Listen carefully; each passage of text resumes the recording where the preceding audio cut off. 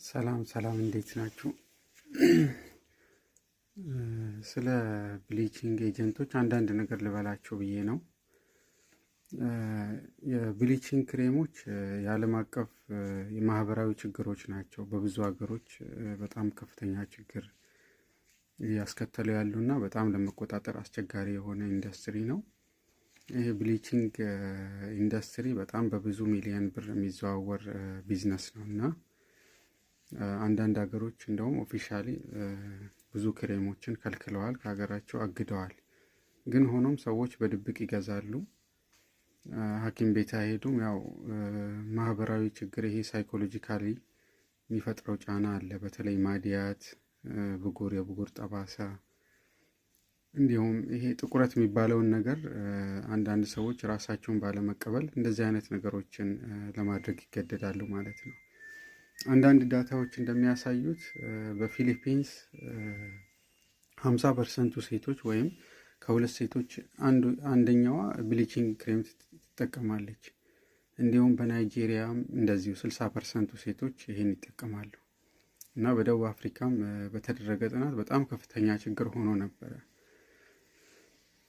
እነዚህ ብሊቺንግ ክሬሞች አብዛኛዎቹ አንዳንድ የሚጻፍባቸውም ኢንግሪዲየንት ተደብቆ ነው፣ ማለት መጥፎ ኬሚካሎች ላይጻፉ ይችላሉ እዛ ላይ ማለት ነው።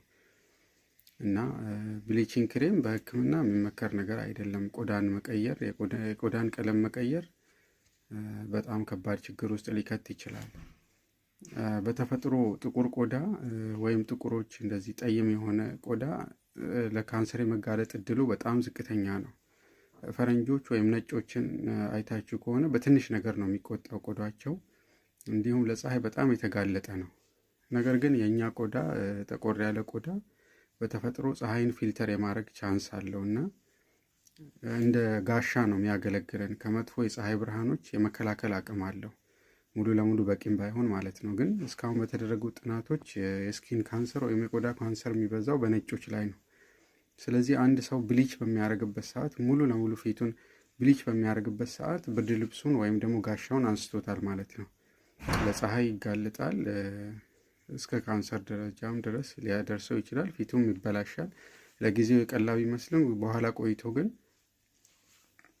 መከላከያው ስለተነሳ፣ ከላዩ ላይ ስለተነሳ ከፍተኛ የሆነ የቆዳ ችግሮች ይፈጠራሉ። ከዛ ውጭ ደግሞ ይሄ ኢንዱስትሪ ብዙ ያው ህገወጥ ድርጅቶች አሉ እነዚህ ክሬሞችን የሚያመርቱ እና ውስጣቸው ላይ ይህንን ሰዎች ደስ እንዲላቸውና